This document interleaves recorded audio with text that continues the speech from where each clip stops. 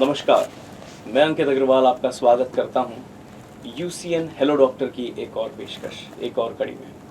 आज हम हमारी डेली लाइफ की कुछ छोटी छोटी चीज़ें हैं जो हमें आहत पहुंचा रही है, हमारी हेल्थ को काफ़ी ज़्यादा डिट्रॉइट कर रही है, और वही छोटी चीज़ें बदलना कितना इम्पोर्टेंट हो गया है, उन छोटी चीज़ों को समझना कितना इम्पोर्टेंट हो गया है, आज इस पर हम चर्चा करेंगे। मैं बात कर रहा हूँ हमारी बैक प्रॉब्लम्स की, हमारी ऑर्थोपेडिक इश्यूज़ की, जो हमारी डेली लाइफ में, हमारी कॉर्पोरेट लाइफ हो या हमारी पर्सनल लाइफ में, हम जब बैठते हैं चेयर पर, तो वो चेयर पर बैठना कितना हमारे लिए लाभदायक है या हार्मफुल है, ये आज हम जानेंगे। और इसी विषय पर चर्चा करने के लिए आज हमारे साथ है डॉक्टर सोहेल खान। बहुत बहुत स्वागत है डॉक्टर आपका यूसीएन स्टूडियो में। नमस्ते। सो डॉक्टर खान के बारे में मैं आपको बता दूं, he is an orthopaedic and spine surgeon eight care hospital. तो सर आपका बहुत बहुत स्वागत है। और सर सबसे पहले मैं यही जानना चाहूँगा कि sitting is a new smoking, जी। ये कहावत, ये जो स्लैंग है, ये कितना ज़्यादा लोगों ने सीरियसली लेना चाहिए और समझना चाहिए, क्या मायने है इसके? तो basically sitting is the new smoking, ये जो स्लैंग है इसको लोगों ने सीरियसली लेना चाहिए, बिकॉज नाउअडेज जो हमारी लाइफ स्टाइल है it has become more sedentary, and I mean to say sedentary as in work place related sedentary. हम ज़्यादा आउटगोइंग नहीं हैं, ज़्यादा बाहर जाना, वॉक करना, एक्सरसाइज करना पसंद नहीं करते हैं, क्योंकि टाइम रिस्ट्रिक्शंस होते हैं। तो उसके वजह से ये जो सिटिंग हो रहा है ये इतना रेगुलर बेसिस पे हो रहा है। मोर ओवर जो हमारा मेन टाइम जाता है जो वर्क प्लेस पे जाता है, तो वो इतना सिटिंग हो रहा है, ये वर्क फ्रॉम होम कल्चर, और इसके वजह से इतना ज़्यादा सिटिंग हो रहा है। So it has become like smoking only.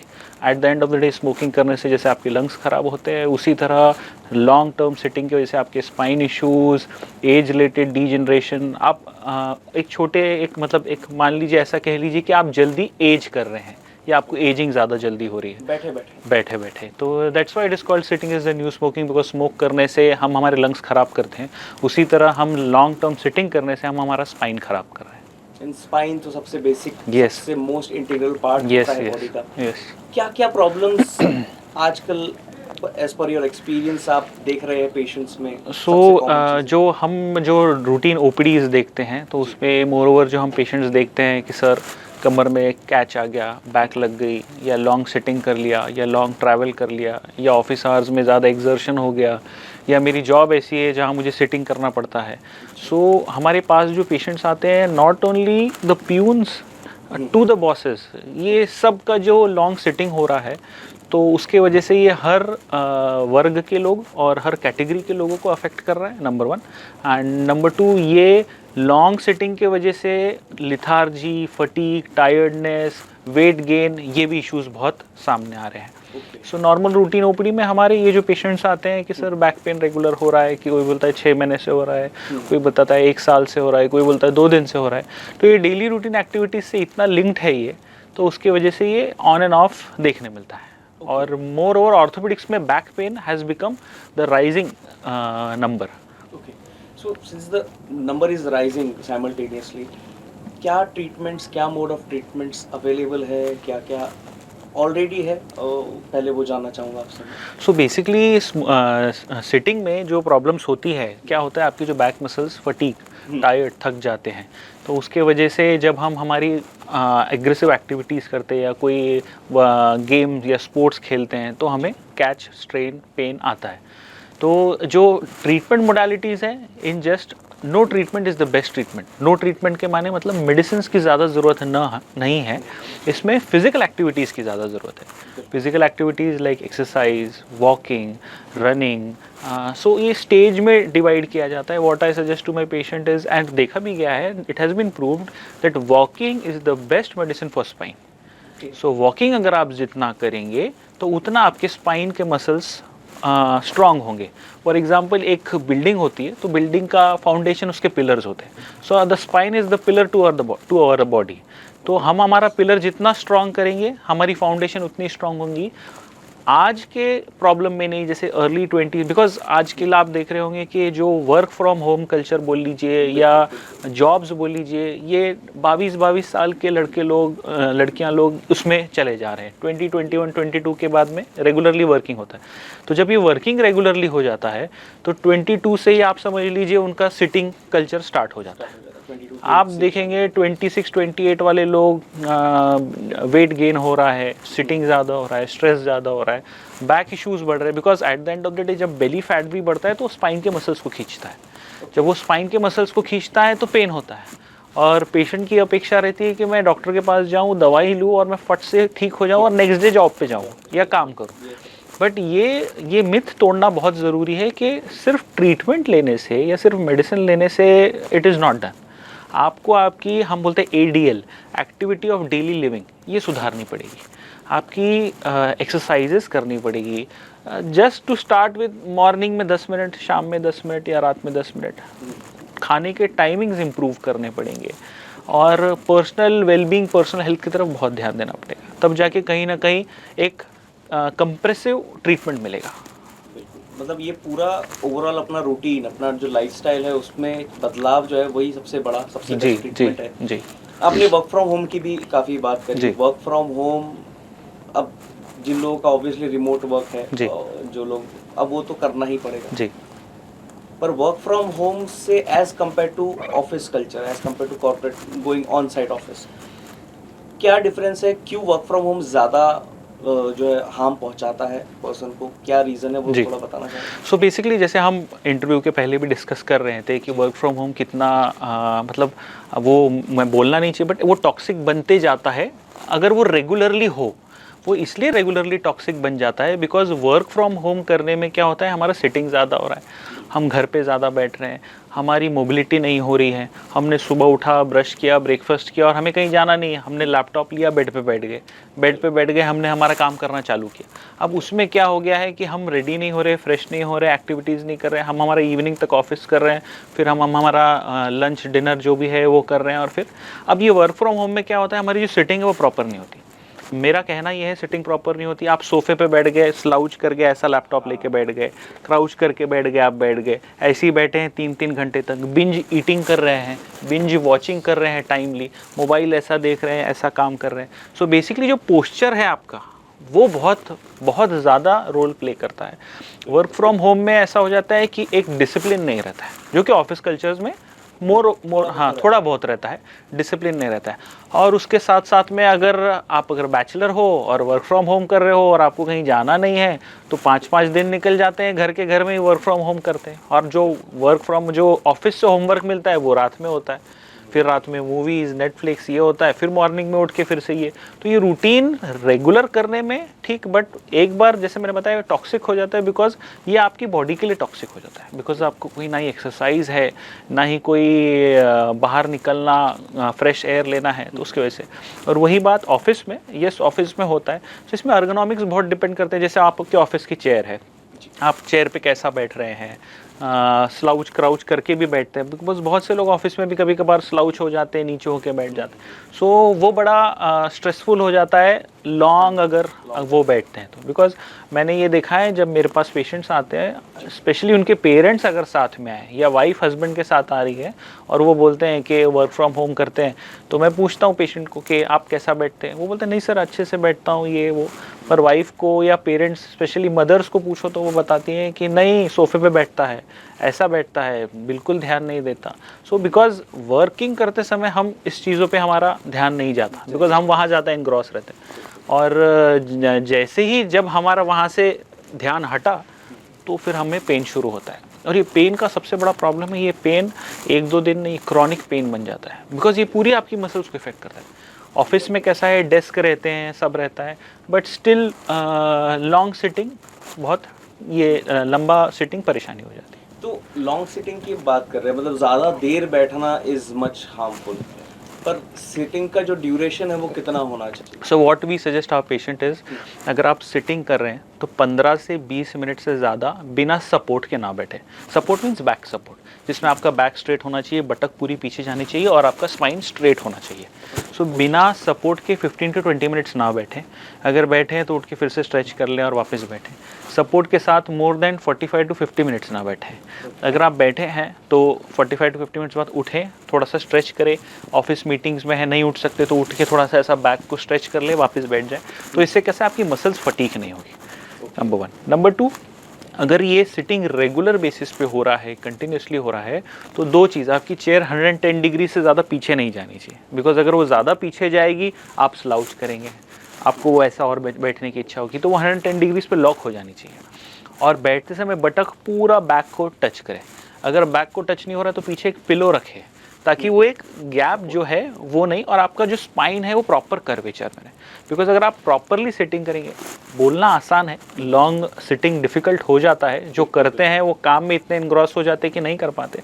But अगर ये हैबिट आप रेगुलर, मैं अपने पेशेंट्स को रेगुलरली जैसे एडवाइस करता हूँ, आप अलार्म लगाते हैं, आपको पता है आप 10 बजे ऑफिस जाते हैं, आप 1-1 घंटे के 10 अलार्म लगा लीजिए। अगर आप ऑफिस में 10 घंटा बैठे, हाँ, तो बजा, बैठा, आपने स्ट्रेच किया, बंद कर दिया, वापस बैठा, तो ये आप 10 अलार्म में से अगर आप 5 अलार्म भी फॉलो कर रहे हैं, तो इट इज़ वेरी गुड कि आपने ब्रेक लिया, आपने अपने स्पाइन को उतना रेस्ट दिया। हैबिट डलने में टाइम लगेगा। हाँ, सो ये जैसे मैंने बताया, सुनने में बहुत आसान लगता है, बट जब करने जाते हैं तो वी डॉक्टर्स ऑल्सो कभी कभार हम ये फेस करते हैं लॉन्ग सर्जरीज में कि हम स्ट्रेच नहीं कर पाते, लंबे देर तक फ्लेक्शन या नेक फ्लेक्शन में खड़े रहना पड़ता है, तो उसकी वजह से डिफिकल्टी होती है, but yes it is doable. पर बैक प्रॉब्लम्स की तो हमने बात करी, सीटिंग के बारे में बात कर रहे हैं। एक और काफ़ी लोग या काफ़ी रिलेटिव्स मेरे पीयर्स में मुझे देखने मिलता है कि यार जिन लोगों का ऑन फील्ड वर्क रहता है, वो लोग कहते हैं कि यार गाड़ी की वजह से, मेरी गाड़ी की वजह से जो बैक प्रॉब्लम है काफ़ी ज़्यादा हो रहा है, मेरी गाड़ी की सीटिंग बराबर नहीं है जी। सो ऐसा इज इट ट्रू कि मतलब कोई गाड़ियों की वजह से भी बैक प्रॉब्लम हो सकती है? मतलब जब हमारे पेशेंट्स को एग्जांपल देते हैं, वो बोलते हैं कि सर ट्रैवल बहुत करना पड़ता है, जॉब के लिए जाना पड़ता है, डेली अप डाउन करना पड़ता है। मैं उनको बोलता हूँ कि हमारे जो एंसेस्टर्स थे, जो हमारे दादा थे, उनके पेरेंट्स थे, क्या उन्हें कभी बैक पेन की इश्यूज गए? क्या उनके ज़मानों में स्पाइन सर्जरीज़ का कोई चलन था? क्या कुछ नहीं? क्योंकि एक्टिविटी इतनी ज़्यादा थी कि उनको टाइम ही नहीं था ये सब चीज़ों के लिए। सो बेसिकली हमारे जो फोर फादर्स थे, दादा परदादा थे, वो खेत पे जाते थे, बैल भी चराते थे, घास भी डालते थे, चारा उठा के 50-50 किलो कंधे पे रख के लेके भी जाते थे, कुएं से जाके पानी निकाल के लाते थे या नल से निकालते थे और घर पे लेके आते थे, तो किलोमीटर तक चलते। हाँ, सो ये एक्टिविटीज़ इतनी रेगुलर थी उनके उनमें कि उनको कभी बैक इश्यूज़ गए नहीं। और वही आज हमारे को ब्लिंकिट ने ये बना दिया है, हाँ, और फिर उसके बाद में ऑनलाइन, हाँ, घर पे बनाया, और फिर आप नीचे उतरे, किक मारा गाड़ी को, आप चले गए। अगर आपका दोस्त 2 घर छोड़ के क्यों ना रहता, आप किक मारते हैं और चले जाते हैं। सो बेसिकली गाड़ियाँ is not a problem, the problem is आपको थोड़ा सा वॉकिंग तो करनी पड़ेगी। अगर आप वॉक नहीं करोगे तो आपके बैक मसल्स पे प्रेशर कैसे आएगा, थोड़ा सा वो उनको एक्सरसाइज कैसी होगी। वॉकिंग बहुत ज़रूरी है। और उसके साथ साथ में जैसे आपने बोला कि गाड़ी कोई स्पेसिफिक, सो गाड़ी में भी यही लॉ अप्लाई होता है कि बैठते समय प्रॉपर बैठे, जर्क झटका न लगने दे, गड्ढे अवॉइड करें। और साथ साथ में अगर आप लॉन्ग जर्नीज कर रहे हैं, so what I suggest is 2 से 3 घंटे के बाद में एक थोड़ा सा ब्रेक ले, स्ट्रेच करें, वापस बैठे, because long journeys can also भी टायरिंग। लॉन्ग जर्नीज तो डेफिनेटली होगी टायरिंग काफ़ी, लेकिन लोगों को जो जैसा डेली का उनका बाइक पे ही सेल्स, जैसे मार्केटिंग के जी जो मेंबर्स रहते हैं उनको जाना ही पड़ता है, जी, उनको ड्राइव करना ही पड़ता है, चाहे 2 व्हीलर से ड्राइव करें या कार से, दोनों से ही ब्रेक लेना ज़रूरी हो जाता है। बिल्कुल, दैट्स ट्रू। तो अभी बैक प्रॉब्लम्स की तो हमने बात कर ली, लेकिन थोड़ा सा सॉल्यूशंस और ट्रीटमेंट्स की भी मैं बात करूँगा जी। क्या नए नए मोड्स ऑफ ट्रीटमेंट्स आ रहे हैं? आपने एक चीज़ तो बताई कि no treatment is the best treatment, पर एडवांसमेंट्स हो रहे हैं काफ़ी, क्योंकि स्पाइन इज़ द मतलब बिगेस्ट, अगर उसमें कुछ प्रॉब्लम हो तो इट्स वो लाइफ टाइम रहता ही है जी। उसके लिए बहुत ध्यान रखना पड़ता है, बहुत खुद के लाइफस्टाइल में चेंजेस लाने पड़ते हैं जी। बट अगर किसी को कुछ हैवी प्रॉब्लम हो, कुछ स्पाइन की प्रॉब्लम या सर्जरी तक की अगर बात आ जाए जी, तो वो क्या ट्रीटमेंट उसके लिए? अगर बेसिकली अगर इन अ नटशेल अगर देखा जाए, फॉर एग्जांपल अगर हम एक उदाहरण लेते हैं कि कोई एक पेशेंट आया है, बैक पेन है, कॉर्पोरेट डेस्क जॉब है, वर्किंग है 10 to 12 आवर्स का एग्रेसिव, और डेली रूटीन लाइफस्टाइल में मंडे टू सैटरडे पूरा वर्किंग है, एंड इफ़ ही कम्स, तो हम सबसे पहले पता करते हैं ड्यूरेशन कितना है क्या नहीं। उसके हिसाब से we try to give him some muscle relaxant और एनाल्जेसिक्स, पेन किलर दिया आपको, ठीक है, थोड़ा सा सबसाइड, बट ये एक पार्ट ऑफ द ट्रीटमेंट हो गया, ये पूरा ट्रीटमेंट नहीं। साथ साथ में हमारा पहला एम ये रहता है पेन कम किया जाए। पेन कम करने के बाद में फिर थोड़ा थोड़ा एक्सरसाइज, थोड़ा थोड़ा वॉकिंग इनकलकेट किया जाए, बिकॉज इनकलकेट करना मतलब उनको आदत डालना, वो सबसे बड़ा प्रॉब्लम है। वो एकदम से नहीं होता। बट व्हाट आई फील इस कि बहुत से बार पेशेंट्स मेरे बोलते हैं कि सर आज एक्सरसाइज नहीं की ना, इसलिए आपकी गोली खानी पड़ी, नहीं तो मेरा अच्छा था, अभी मेरे को एक गोली लिख दीजिए क्योंकि मैं ट्रैवल कर रहा हूँ या कहीं। सो बहुत सी बार एक ऐसा रूटीन में अगर आ गया तो फिर आपको कुछ करने की ज़रूरत नहीं। फिर उसके बाद में कुछ बैक मसल स्ट्रेंथनिंग एक्सरसाइजेज रहती है जो कि की जाती है आपके स्पाइन और कोर मसल्स को स्ट्रेंथन करने के लिए। जैसे मैंने आपको पहले ही बताया कि एक बिल्डिंग का जो पिलर होता है जैसे वैसे हमारा स्पाइन, तो वो करना बहुत ज़रूरी है। अब जो रही बात बैक की, जो कि हमने एक जनरल बैक पेन पे बात की, जैसे हो गया शियाटिका, नर्व का पेन जो पैर में ट्रैवल कर रहा है, सो दैट इज़ थोड़ा सा अलार्मिंग। तो ऐसा घबराने वाली बात नहीं, बट यू शुड नो कि प्रॉब्लम क्या है। जैसे बहुत सी बार पेशेंट बोलते हैं पैरों में चींटियाँ, मुंगियाँ, झुनझुनी, सुनपना, भारीपना आता है। So not only spine, it is related with multiple issues, जैसे डायबिटीज़ में हो सकता है, पेरिफेरल न्यूरोपैथी में हो सकता है, तो वो तो एक अलग टॉपिक रहा। बट स्पाइन से रिलेटेड रहा तो कमर से लेके पैरों तक दर्द आएगा, सुनपना आएगा, मॉर्निंग वॉकिंग में डिफ़िकल्टी हो सकती है, लॉन्ग स्टैंडिंग में डिफ़िकल्टी हो सकती है, ज़्यादा चलने में परेशानी हो सकती है। तो व्हाट वी से इज़ के ठीक है आप MRI करा लीजिए, एक बेसिक एक्सरे में आपको एक बोन आर्किटेक्चर पता चल जाएगा, MRI में आपको नर्व्स पता चल जाएगी। इन केस अगर कोई नस दबी है तो व्हाट वी सजेस्ट, इसके पहले आप 2-3 महीने टैबलेट से ट्राई करिए, because back pain will be the leading cause of disability in India. Disability means जो काम नहीं कर पा रहे बैक पेन की वजह से, या बैक पेन की वजह से उनको डिफ़िकल्टी हो रही है एक्टिविटी ऑफ डेली लिविंग में। कार्डियक के बाद में बैक पेन सबसे ज़्यादा ये है। सो अगर कुछ डिस्क निकलता है या कुछ निकलता है, so what we suggest them इसकी थोड़ा सा रेस्ट, थोड़ा सा हॉट पैक्स लगाइए, थोड़ा सेक करिए, बिकॉज गर्म पानी के सेक से ही बहुत ज़्यादा अच्छा रिलीफ मिलता है। इंटरमिटेंट हीट थेरेपी बोलते हैं, मतलब रेगुलरली थोड़ा दिन में 5 से 7 बार। ऑफिस वाले लोगों के लिए डिफिकल्ट होता है, बट आजकल अच्छे हीटिंग पैड आ गए इलेक्ट्रिक वाले, वो लिया बैक पे लगाया, बिकॉज वो एक बैक पेन बोलने के बाद में एक स्टिग्मा भी लगता है लोगों को, अरे ये क्या ला है, कमर दर्द दे रही है, बूढ़ा हो गया है, एज हो गया है आपकी। सो बेसिकली कैसा है, एज तो होना ही है, क्योंकि अगर आप आपके स्पाइन को एक्टिविटी नहीं दोगे तो डीजनरेशन होगा। डीजनरेशन मतलब उम्र के हिसाब से होने वाले बदलाव। डीजनरेशन स्पाइन में होना ही है। आज अगर नहीं होगा कल होगा, कल नहीं होगा परसों होगा, हर किसी को होना है। सो ये टोटली डिपेंड करता है कि आपकी एक्टिविटी कैसी है। और फिर अगर उसके बाद वर्स्ट केस सिनारियो वो सर्जरी के लिए अगर कन्वर्ट होता है, so there are multiple options for the surgery, जो कि डे केयर प्रोसीजर में किए जाती है। मॉर्निंग में किया, रात में डिस्चार्ज कर दिया, मॉर्निंग में किया, नेक्स्ट डे डिस्चार्ज कर दिया। There are multiple surgeries, endoscopic, minimal invasive, so there are multiple options for back pain. अब पहले जैसा नहीं रहा, बट पहले जैसे पेशेंट्स भी नहीं, अब पेशेंट्स और डिमांडिंग हो गए। हाँ, पहले के पेशेंट्स को ज़रूरत नहीं थी स्पाइन की इतनी, अब के पेशेंट्स को स्पाइन की ज़रूरत है, बट उनकी डिमांड भी है, सर मेरा पेन इतना हो रहा है, मैं ऑफिस नहीं जा पा रहा हूँ, आप मुझे जल्दी ठीक करिए, मुझे ऑफिस जाना है। एक चीज़ तो मैंने भी देखी कि किसी को भी बैक पेन होता है तो हर कोई सबसे पहले पेन किलर के और भागते हैं। बिल्कुल। डॉक्टर के पास भी आते हैं, सर ये प्रॉब्लम है, पेन किलर देता हूँ, मेरे को कल दूसरा काम है ये। तो how do you face them actually? So basically उनको उसकी सीरियसनेस बतानी है कि ठीक है आप पेन किलर ले लीजिए, कोई प्रॉब्लम नहीं, बट ध्यान रखिए अगर ये पेन इंटरमिटेंट बार बार आता है, जैसे कमर दर्द, तो ठीक है, बहुत सी बार नेक के लिए बहुत पेशेंट्स आते हैं। नेक के लिए ऐसे आते हैं कि क्या हुआ, गर्दन दर्द दे रही, तो बोले हाँ कब से दुख रही है, 5 दिन हो गए। फिर आप जब डीप जाओ, सर ये तो महीनों से दुख रही थी, अभी एग्रीवेट हो गया है। आप क्या करते हैं, डेस्क जॉब है, कंप्यूटर कैसा है, आई लेवल पे है। सो जब व्हेन वी डिग डीप तो हमको पता चलता है अच्छा ये प्रॉब्लम है, ये इश्यूज़ है, तो उसके हिसाब से हम उसको सॉल्व करते हैं।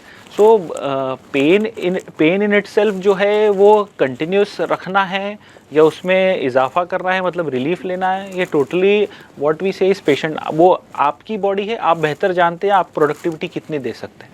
बट मोस्टली पेशेंट्स कैसा है, जब परेशान हो जाते हैं, थक जाते हैं, तो फिर आते हैं नहीं अब सर अब हो नहीं रहा, अभी आप ये करा लो वो करा लो। उसकी सीरियसनेस समझना ज़रूरी है रादर देन कुछ करने के लिए। सीरियसनेस का भी अपने टॉपिक निकल, तो ये अगर इसके तरफ ध्यान नहीं दिया जाए, पेन तो हो ही रहा है कंटिन्यूस, पर पेन के अलावा कितना सीरियस प्रॉब्लम हो सकता है जी, इस बारे में भी थोड़ा सा। सो बेसिकली देखिए, जैसे mobile users, regular mobile use करने से एक नेक का पोस्चर ख़राब होता है। टेक्स्ट नेक एक नया yes problem yes yes, text trend हो रहा है नेक, जी जी। उसके बाद में जो डेस्क जॉब करते हैं, so what we suggest is, मैं रेगुलरली पूछता हूँ आप कैसे बैठते हैं, तो वो बोलते हैं कि सर पीसी नीचे रहता है तो ऐसा काम करते हैं, कुछ बोलते हैं सर नज़दीक रहता है, कुछ बोलते हैं सर हार्डली 25 to 30 सेंटीमीटर्स है, कुछ बोलते हैं सर जगह ही बहुत कम है डेस्क पे, ऐसा रहता है और हम नेक ऐसा टिल्ट करके करते। तो अगर आप रेगुलरली ऐसा देख के वर्क करेंगे साइड में, आपको उसको एक प्रॉपर पोस्चर में रखना है। जब आप बैठते हैं तो रिस्ट और एल्बोज फ्लेक्स्ड होने चाहिए। यहाँ मैं सजेस्ट करता हूँ पिलो रखिए, या चेयर जिसके बाजू में एक सादी प्लास्टिक की chair will also do, but it should have थोड़ा सपोर्ट, है ना, उसमें कोई ऐसा एल्बोज को भी सपोर्ट, हाँ एल्बोज और रिस्ट सपोर्ट चाहिए आपको, कोई फैंसी चेयर की ज़रूरत नहीं है। नॉर्मल चेयर अगर उस पर आप प्रॉपरली बैठे तो भी हो सकता है। और साथ साथ में कंप्यूटर की लेवल जो स्क्रीन है वो आई लेवल पे at least 35 to 45 centimetre away from the eye चाहिए। और जैसे इंटरमिटेंट ब्रेक वाली बात बताई थी आपको, वो लेना चाहिए। तो ये ज़रूरी है। तो उसमें क्या होगा, आपका नेक, उसकी स्पाइन के इश्यूज़, बिकॉज कैसा है कि लॉन्ग टर्म 22, 23, 25 में अगर आपकी जॉब लग रही है तो, और आपका डेस्क जॉब है, तो ये बढ़ेगा ही। As your post will grow, वो स्ट्रेस भी बढ़ेगा, वो स्क्रीन टाइम भी बढ़ेगा। उसके वजह से प्रॉब्लम क्या होगी, आपको नेक के इश्यूज आएंगे, नेक में डिजनरेशन होगा, स्पाइन में डिजनरेशन होगा, उसकी वजह से नर्व कंप्रेस हो सकती है, उसकी वजह से ये पैरों में झंझनाहट, सुनपन। अगर आपने वेट पुट ऑन कर लिया तो स्पाइन पे और प्रेशर आएगा। So at the end of the day in total वो प्रॉब्लम बढ़नी ही बढ़नी है। पोस्ट सर्जरी का रिकवरी क्या होता है सर, थोड़ा सा? So post surgery in the sense, आजकल the surgery has become very advanced. Day care surgery होती है, मोस्टली हम मॉर्निंग में पेशेंट को एडमिट करके बाय इवनिंग डिस्चार्ज कर देते हैं। सो उसके वजह से एक टर्न अराउंड टाइम पेशेंट का बहुत बढ़ जाता है, और उनको आजकल minimal invasive spine, endoscopic spine surgery, day care surgery हो गई है। वो टाइम अलग था जब पेशेंट को स्पाइन सर्जरी के नाम पे डरना चाहिए था। येस देर आर स्टिल, जैसे सर्वाइकल माइलोपैथी एंड ये सर्जरीज है, दे आर रिस्की, बट ऐसा नहीं है कि बहुत रिस्क है कि पेशेंट पैरालिसिस हो जाएगा। बहुत सी बार जब हम सर्जरी के लिए पेशेंट एडमिट होते हैं या पूछताछ करने आते हैं तो वो यही सवाल करते हैं कि सर क्या मैं सर्जरी के बाद में पैरालिसिस हो जाएगा, क्या मैं सर्जरी के बाद चल पाऊँगा। So there is a very yes there is a very minimal chance, because जो पहले स्पाइन सर्जरी हुआ करती थी, it has evolved a lot। तो उसकी वजह से जैसे मैंने बताया, day care surgeries, open surgery में भी 1 से 2 दिन में डिस्चार्ज कर दिया जाता है पेशेंट को। पेशेंट चलते हुए आता है, चलते हुए जाता है। There are few surgeries which are risky, tumour surgeries हो गई, सर्वाइकल माइलोपैथी सर्वाइकल सर्जरीज हो गई, but yes with the advent of new technologies it has become very safe. So what future do you see? What is the future of surgeries for back pain, orthopedic as well overall? सो जैसे मैंने बताया कि back pain का problem बढ़ रहा है, it is the most, तो back pain की सर्जरीज भी बढ़ रही है। So awareness is very necessary, और खुद के लिए टाइम निकालना इज़ वेरी नेसेसरी। अगर आप ये चीज़ कर, बिकॉज एक स्टडी है जो कहती है कि आउट ऑफ 100 पीपल 80 लोगों को once in a life time back pain होना है। अब once in a life time अगर बैक पेन होगा तो वो कैसा हो सकता है, नॉर्मल है, माइल्ड है, सीवियर है। बिकॉज देखिए कैसा होता है, बैक पेन एक अलग इशू हो गया, साथ साथ में हमारे फैमिलियल हेरिडिटी, डायबिटीज़, हाइपरटेंशन, ये भी इश्यूज़ रहते हैं। अगर ये इनके साथ क्लब हो जाते हैं, फॉर एग्जांपल अगर मेरे पास कोई स्पाइन का पेशेंट आता है सर्जरी के लिए, सो हमको कैसा है, डायबिटीज़ है नहीं है, कार्डियक हिस्ट्री है नहीं है, हाइपरटेंशन है नहीं है, उसके हिसाब से फिर हम सर्जरी का प्लान करना है और ये सब करते हैं। सो बेसिकली ये सब चीज़ें मिल के समझने के बाद में ही डिसीजन लिया जाता है कि सर्जरी करना है या नहीं। यस, एक्सरसाइज फिटनेस के बारे में आपने तो बात करी डॉक्टर, लेकिन काफ़ी लोग ऐसे भी है जो एक्सरसाइज करते हैं, जिम विंग वगैरह करते हैं, they try to be fit, but कुछ लोगों को बैक प्रॉब्लम्स जिम जाने के बावजूद भी होती है। तो क्या उनके वर्कआउट में प्रॉब्लम है या उनकी टेक्निक में प्रॉब्लम है, क्या बताएं? सो बेसिकली आई फील कि वो टेक्निक इम्प्रूव हो तो ज़्यादा अच्छा इम्प्रूवमेंट मिलेगा। बिकॉज धुरंधर मूवी देखने के बाद में अगर मुझे बॉडी बनाने की इच्छा होगी तो मैं जाके 10 किलो का डंबल उठा लूँगा, तो उससे नहीं होगा। So basically what we suggest is कि धीरे धीरे ग्रेजुअली की जाती है। जैसे एक बच्चा है वो एक दिन में बड़ा नहीं होता, उसे भी समय लगता है, उसी तरह there is no shortcut for body building also. You have to be slow and you have to gradually increase your pace. एकदम से नहीं होता, जैसे कोई भी चीज़ एक दिन में ठीक नहीं होती, उसी तरह बॉडी भी एक दिन में नहीं बनती। सो जब हम जिम जाते हैं तो नंबर 1 धीरे धीरे करके ही और प्रॉपर जिम ट्रेनर्स के सुपरविजन में या जिम ट्रेनर्स के एक प्रॉपर एजेंडा बनाएं कि भाई आज ये करना है, कल ये करना है। साथ साथ में अगर हैवी वेट और ये उठाते हैं तो बेल्ट का पहनना बहुत ज़रूरी है, बिकॉज एक सपोर्ट रहता है स्पाइन को। बिकॉज बहुत सी बार पेशेंट्स आते हैं, सर हैवी उठा लिया और डिस्क पॉप आउट हो गई और लेग पेन चालू हो गया, नर्व कंप्रेशन हो गया। तो बेल्ट जो है थोड़ा सा it gives a good support, तो वो करना चाहिए और एक सुपरविजन में ही करना चाहिए। बिकॉज अननेसेसरी गलत करके फुल ऑफ ट्रैक होने से अच्छा प्रॉपरली ऑन ट्रैक एक्सरसाइज करें और धीरे धीरे करें, बॉडी बनाने की गड़बड़ ना करें। बॉडी खुद से बन जाएगी अगर आप डिसिप्लिन रेगुलरली एक्सरसाइज करते हैं तो सर मतलब सर्जरी के बारे में, ट्रीटमेंट्स की अपन ने बात कर ली, अपने डेली लाइफ में क्या क्या प्रिवेंटिव मेजर्स हमने अपनाने चाहिए इस बारे में भी आपने काफ़ी बताया। अपने नागपुर के लोग जो है काफ़ी फूडी भी है तो definitely as a layman, as a Nagpuri person, मुझे भी एक्चुअली मन में ये सवाल ही आया कि क्या क्या खाने की चीज़ें कौन कौन सी ज़्यादा अपने डेली लाइफ में अपनानी चाहिए जिससे orthopaedic problems, back problems, muscle problems जो है थोड़ा कम हो जी, हेल्दी ऑलरेडी रहे, अपन काफ़ी फिट रहे उससे। तो इस बारे में क्या करें? सो नागपुरी तो है हम और हम इंडियन भी है, तो तेल तलन वो तो हमारे मतलब हमारे जो बॉस थे वो बोलते खून निकाला तो उसमें थोड़ा तो तेल निकलेगा ही बिकॉज इतना हम ये करते हैं। So basically on a serious side के अगर हमें जो फूड का है, so food anything and everything is fine, but unhealthy food regular consumption avoid करना चाहिए, हाई शुगर फूड अवॉइड करना चाहिए। और साथ साथ में जो फूड जिससे बेली फैट बढ़ता है, जिसकी वजह से मसल्स जो बेली के जो मसल्स एकदम टाइट टॉट हो जाते हैं, जो कि बैक को प्रेशर देते हैं, वो अवॉइड करना चाहिए। Because at the end of the day spine पे प्रेशर आएगा तो वॉकिंग में डिफ़िकल्टी होगी, लॉन्ग सिटिंग में डिफ़िकल्टी होगी। तो फूड में there is nothing specific, but unnecessary consumption of over sugar food and all, it should be avoided, and unnecessary consumption of oily food should be avoided. That's really great sir. काफ़ी अच्छी information, काफ़ी detailed जानकारी आपसे हमें मिली। लेकिन जाने से पहले सर, अभी हमारे जितने भी व्यूअर्स है, जितनी भी जनता है आपको देख रही है, उन्हें क्या मैसेज देना चाहेंगे, उन्हें क्या कहना चाहेंगे कि ताकि उनका भी बोन्स हेल्थ, ओवरऑल उनकी वेलबींग अच्छी रहे, फिट रहे? सो बेसिकली मेरा ये सजेशन रहेगा कि एक्सरसाइज करिए, वॉकिंग करिए, डेली 30 मिनट्स तो भी निकालिए खुद के लिए, 30 to 50 मिनट्स मिनिमम निकालिए। क्यूमुलेटिव करिए, मॉर्निंग में थोड़ा, इवनिंग में करिए, रात में थोड़ा जल्दी खाना खाइए, बिकॉज खाना खाने के बाद में, डाइजेस्ट होने के बाद में थोड़ा सा हमारे एब्डोमेन में भी हलचल होनी चाहिए, तो डाइजेशन अच्छा होगा। मॉर्निंग में थोड़ा सा एक्सरसाइज करिए, सनलाइट एक्सपोजर लीजिए थोड़ा सा मॉर्निंग का सनलाइट का, तो वो हमारे विटामिन डी भी बनाएगा, उसकी वजह से bone pen, joint pain, back pain, जो स्पाइन में आजकल बहुत कॉमन है, ऑस्टियोपोरोटिक फ्रैक्चर, स्पाइन फ्रैक्चर्स, सो ये सब चीज़ों से भी हम प्रिवेंट होंगे। और एक हेल्दी लाइफस्टाइल की तरफ जाइए, और हेल्दी लाइफस्टाइल एक्सरसाइज करने से ही आता है, तो थोड़ा सा ट्राई करिए। That's great. काफ़ी अच्छी इन्फॉर्मेशन डॉक्टर खान ने आज हमारे साथ शेयर करी, एंड उम्मीद करते हैं कि आप सबको भी काफ़ी कुछ सीखने मिला और आप भी अपने लाइफ में एक छोटा सा बदलाव करें, अपना सिर्फ पोस्चर थोड़ा सा ठीक रखें, हर घंटे में 5 से 10 सेकंड स्ट्रेचिंग कर ले, बस दैट्स इट। आपकी लाइफ जो है ऑलरेडी काफ़ी हेल्दी रहेगी, काफ़ी फिट रहेगी। Thank you so much doctor for joining us for this discussion, for our session. और यस, आज के लिए हेलो डॉक्टर के इस खास सेगमेंट में बस इतना ही। ऐसी ही अमेजिंग जानकारी और ऐसी ही अमेजिंग इन्फॉर्मेशन हम आपके लिए लेकर आते रहेंगे। बने रहिएगा यूसीएन के साथ। मैं अंकित लेता हूँ आपसे इजाज़त। नमस्कार।